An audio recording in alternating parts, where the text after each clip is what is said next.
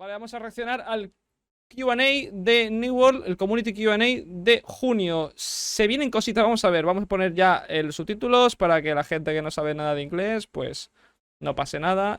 Traducido automáticamente, español. ¿Dónde está el español? Español, perfecto. Any plans to reduce, simplify, remove the ward system? Has there been any progress on hippos? Why don't you add more cover to the OPR map? Be allocated to PvP development versus the minimal efforts of the last 2 years. Oh, well, there was no hidden subtext in that. I was honestly on board, and then well, bam.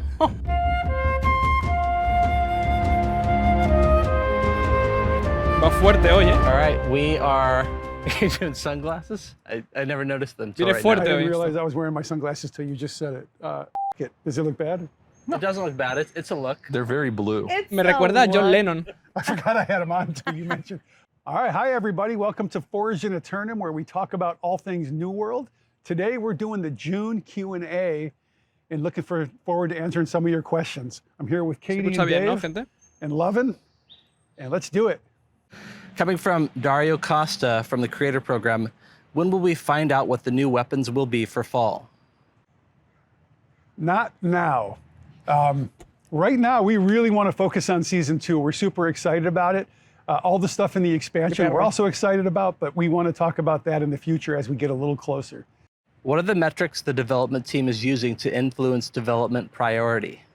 Yeah, so the metrics come from a few different places. You know, we look at industry standards for when we look at development. A lot of it comes from on the team. It's not it's more of an anecdotal, but it is a good metric to have. On the team, all the experience that folks have had.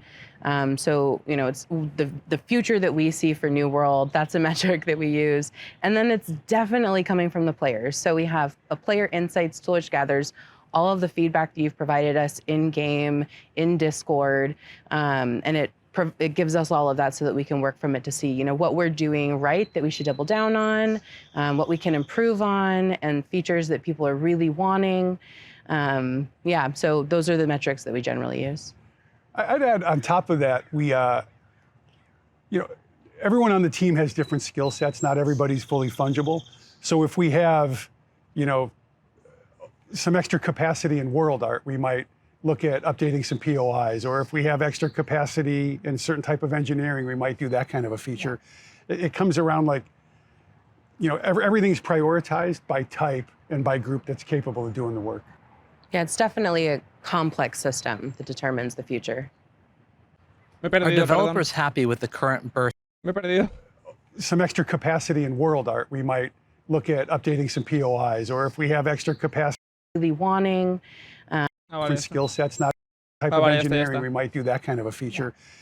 Type and by group that's capable of doing the work. Yeah, it's definitely a complex system that determines the future. Are developers happy with the current burst meta? Was this the intentional direction?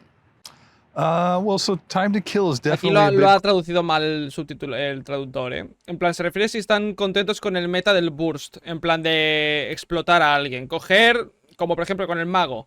Cargas la explosión, te tiras y explotas y one-shoteas a alguien. quicker than it used to be. I think the fortification changes had a lot to do with that. I think it's probably a little faster than we want. We're looking at it, but I don't think it's super far off. So it's something we're looking at and we'll likely increase health or reduce damage a little over time, but nothing too fast. It's fun though. We get to change the meta around, you know, and experiment and try things and see what people respond to. Eso es lo que mola. Are there plans to make more traditional raids in the future with multiple bosses, trash mobs, etc., similar to other MMORPGs raids? Absolutely. You know, I think we've been pretty straightforward with everyone that we want to make a good expedition before we make a raid. Now we're releasing the Sandworm. We want to get some feedback on that as a boss. Once we feel like we're making good raid bosses, we're going to transition to making good full raids. Why don't you add more cover to the OPR map? It's something we're looking into. I think, you know, it's hard to change the geo in those the way it's created, but I think, you know, we've seen that range is stronger in OPR than other modes, and it's not just because range is strong, it's just the layout of that mode is very open and it sort of supports that type of gameplay. So it's something we're looking at. And why did you buff turret HP and damage when it's still easy to kill someone sitting on a turret? Well, the high-level goal is to make turrets a bigger part of OPR, like to make them a strategic asset that you might want to go after. A part of these changes is that there is more damage resistance while using a turret now, so that should alleviate some of this concern. And are there any plans for... Sí, pero sigue siendo algo que incita a la gente a farmear más y a seguir menos al equipo y a pegarse. Que debería ser la finalidad de un modo PvP. Entonces, en ese aspecto me da un poquito de... PvE only weapon perks for legendary weapon drops, similar in concept to PvP perks, where it can only work if you aren't flagged for PvP to allow for more extravagant weapon perks, or anything like that in the future. So in general, I think we're moving away from very specific perks, perks that affect certain types, or even perks that affect certain family types, things like that. But we do think it's important to be able to separate the balancing of PvE and PvP so that we can really push the PvE stuff, make it fun, make it a little crazy out there without affecting the balance of PvP. We have some stuff we're working on there. We're not ready to talk about yet, but we will soon. Yeah. Oh, Super exciting. cuidado. Eso podría ser el cambio al equipo, ¿eh? El rework al Gear Score podría ir por ahí eso, ¿eh? Has there been any progress on hippos? No. No, but we'll let you know when hippos are ready to make their entrance into New World. Okay, thanks. There's a lot of people waiting for that. It seems that the New World team is expanding based on job openings, new faces.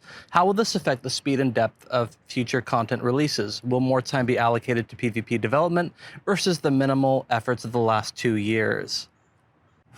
Oh. Wow, there was no, I was honestly on board, and then, well, bam. O sea, les han dicho básicamente que si van a empezar a currar. O sea, literal, les han dicho, bueno, ¿vais a apretar un poquito más el tema de sacar contenido PvP o vais a seguir en el mismo ritmo lento? Básicamente es lo que han dicho. Yikes. So we're constantly trying to move as fast as we can and respond to the players as well as we can. And while we may be putting a little more energy toward PvE on some of our releases, I think minimal effort on PvP is not a completely fair statement. We have made some pretty big PvP changes, and we're working on some right now, things like Cross-World Outpost Rush, for example. Sí, pero at the end of the no day, es suficiente. No es suficiente. our goal is to go as fast as we can and release quality releases for players. Any plans to reduce, simplify, remove the ward system? Yes. No, we've heard the feedback loud and clear. We agree with it. We think it's... Yo creo que el cambio este que van a hacer al quitarlo del ward, el ward system, ya sabéis lo que es protección contra corruptos, etcétera, etcétera, etcétera. Yo creo que lo mismo que han hecho con los trofeos, de unificarlos todos en un mismo trofeo, harán un equipo el cual se unifique con todo. En plan, un equipo que tenga protección contra todo. Literal, protección contra todo y luego tú puedas sacarlo con otras perks. Rollo renovación, piroquinética, yo qué sé. Por ejemplo, es posible. It's overly complex. It creates too much of a gear chase, and a chase that's not fun, right? Yeah. Like what we've talked about is like the classless system in New World is one of its greatest strengths, right? Like the ability to experiment, try different builds, like super, super fun. But the problem is people are so occupied with getting Banes and Wards and resilient sets for PvP, they can't enjoy the fun stuff. Yeah. So we want to remove this complexity and allow people to dig into the fun stuff. Yes. Yeah, it becomes like, it goes from being this fun thing where I want to get better against corrupted to being, Yo creo que más que eso es más que se hace una cuesta arriba mucho para nuevos players. De decir, vale, yo soy nivel 60, ¿qué hago? Ponte a farmear equipo. Consíguete equipo para poder hacer mazmorras más rápido, conseguir más equipo más rápido. Al final es grindear por grindear. O sea, es un grindeo absurdo. Es un grindeo que no es divertido. Es un grindeo aburrido. ¿Vale? Entonces, en ese aspecto, deberían de cambiar ese grindeo por algo más divertido. De poder subirlo de otra forma. Al igual que con el leveo de las armas, que me quejaré siempre. Que dejen levear las armas en modos de juego. Que metan ranked en Outpost Rush y que las partidas normales de Outpost Rush o de arenas o lo que sea te dejen subir el nivel de arma, que sea más rápido subir el nivel de arma, por favor. Es que es muy aburrido. Y yo creo que así sería mucho más divertido. Yo al menos me subiría todas las armas así. No en el mismo sitio farmeando los mismos bichos, haciendo bola y haciendo los bichos. Es que es muy tedioso. Entonces, deberían de hacer algo con eso, la verdad, también. Because you don't have the maximum requirements to be as fully optimized as possible. And so it's created a not fun system. And it'll be, safe to say it'll be gone by the end of the year. Desaparecerá. I do want to say that this is Lo van a quitar completamente, el World System. We want to bring up changes that we've made as a result of player feedback, and this is going to be one of them. So if you recall, when Empyrean Forge hit the PTR, it had 2 different enemy types in it, and we heard that feedback, and then we heard a resounding overall feedback, because the feedback for Empyrean Forge was they should be all the same type. Why do I have to slot all these different gems? Like, come on, you guys. Es que es literal lo que todo el mundo pasa. Es que, ¿por qué no hay gente que quiere jugar Piedra Estelar? ¿Por qué no hay gente que quiere jugar la Eneada? Porque es una pereza tener que cambiarte las gemas para 2 equipos, tener que en medio de la mazmorra quedarte quieto para cambiarte el equipo para 2 bosses, literal. O un boss de perdidos. No, es que ahora es humano, es que ahora es corrupto, es que ahora es perdido, cámbiatela. En mitad de la mazmorra. Me quitas el flow del gameplay, ¿sabes? Me lo quitas, me estás cortando esa diversión. Entonces, está bien que lo quiten, pero ¿qué va a pasar con la gente que ya tiene ese World System? ¿Qué van a dar? ¿Van a dar otra perk? ¿Qué va a pasar con ese equipo? Es la cosa que me da un poquito de yuyu. El pensar que a lo mejor puedan eliminar piezas de equipo o dejarlas obsoletas por otro tipo de equipo, que es lo que yo pienso. Yo pienso que va a venir otro tier extra de equipo. Va a venir otro tier. Y eso es lo que haría ese cambio. Ahí es donde pondrían el final y ya pasarían al siguiente tier. Es lo que yo creo que va a pasar. But we heard the overarching comment, which was, this is a really robust, not fun system for us to engage with. And so we took that very seriously. Exacto, Katie, tú sabes. All right. And coming from the creator program again. Katie, por cierto, me parece la dev más inteligente de los 3. O sea, es la que más cosas habla en Twitter, la más coherente, la que más realista, la más sincera, que te contesta las cosas. Yo he hablado con ella en Twitter muchas veces, de decirle, oye, ¿esto qué? No, pues esto no. ¿Y esto qué? No, pues esto es esto. Esto tal, esto lo hablaremos tal cual. Contesta las cosas y ya está, y te lo dice. Eso es lo que debería hacer un dev. Dar información a la gente, dejar a la gente tranquila con sus movidas, ¿vale? Y esto al menos lo hacen aquí, pero también por su parte, Katie lo hace. Y me parece muy... Joder, de aplaudir, vaya. This is from XAE. Will there be an update in open world PvP or territory influence to make it more engaging? Yes. Sí. Later this year, we have some changes coming that are going to make open world PvP more engaging. Some folks may remember the Great Cleave moment of 2022, where everybody was getting into Great Cleave and there were these amazing fights. There were just a ton of folks PvPing there. And we're trying to recreate that in a more... ¿Lo van a hacer? ¿Van a hacer las zonas blancas full PvP? ¿Van a hacer las zonas blancas de solo PvP? Está hablando de Gran Grieta, de cuando hicieron ese evento de todos en PvP activado en Gran Grieta. ¿Van a hacer las zonas blancas que sean full PvP? Cuidado. Molaría muchísimo eso, ¿eh? Systematic way. So something that's more gamified. So look forward to that at the end of the year. Super exciting. It's going to be a lot of fun. Yeah. Y luego el tema de las torres de control, que ya dijeron que iban a haber torres de control para hacer influencia en diferentes tipos de torres. Eso va a estar muy guay. Death Z Hunter. With the new gear changes, can we implement a second socket for Bane, resistance, ward stats, instead of needing a full weapon and armor set for every faction? Could be we acquire the gems from doing the mutations on higher tiers given higher percentage gems? We're going to go even better. As we discussed, wards and banes are going to be making an exit from New World, and it will not resurrect like people do. Wow. But what we do still like the preparation loop, right? And I don't think gems is the right thing. We're currently thinking about using the ward potions and just increasing their time to last a full expedition. That'll give people a little prep, but it's very lightweight. Me gusta ese cambio. You can switch easily. You can switch easily. Me gusta mucho ese cambio. And from Sire Washington. Will we possibly see more drastic heart rooms in the future, such as shape-shifting? Well, we are not talking about expansion, but I will say the Heart Rune for Season 3 expansion is probably my favorite one yet. So I think we are trying to go a little crazier and try some fun stuff. And with that, I don't know, maybe you were going to say this too, but with that, we are not going to be dropping heart rooms as often in the game. Is that what you were going to say? You stole my line, but go right ahead. It's okay. Everybody.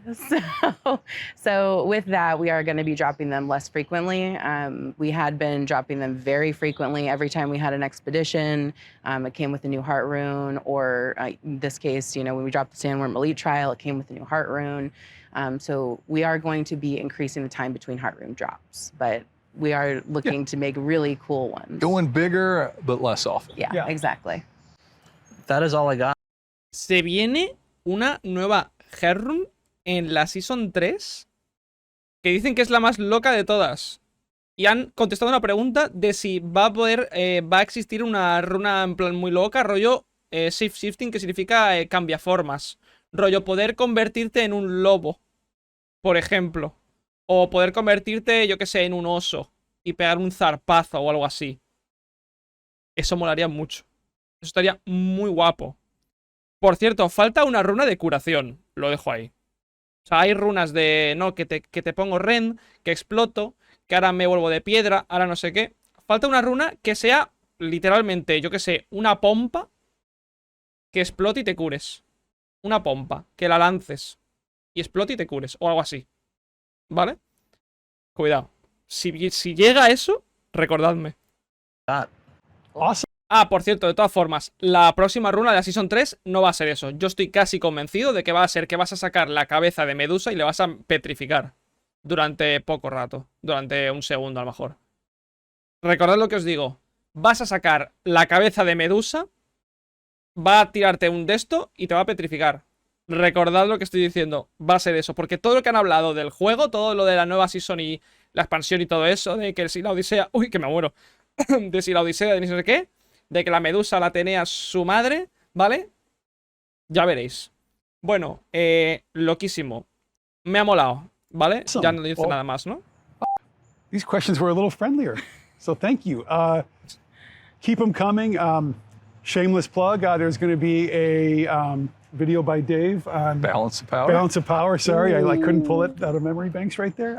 Airing Wednesday. Check it out. El miércoles. Cool. And thanks everyone. If you like what you see, let us know on Twitter and YouTube and all those other social places. Bye-bye. Vale. Vale. El miércoles. Gracias por los follow. El miércoles tenemos Balance of Power. ¿Significa probablemente que vamos a tener parche de PTR, el último parche de PTR? ¿O significa eso acaso que vamos a tener ya el parche 1 de la Season 2? En plan, nos van a enseñar las notas del parche ya, antes de meter la Season 1. Porque el día miércoles, un momento, el miércoles cae día 28. Y el 1, no, pero claro, es la semana que viene, de todas formas. Es el jueves que viene la Season 2. O sea que aún no es. No lo sé, no sé qué va a pasar. Interesante, cuanto menos. Veremos qué tal.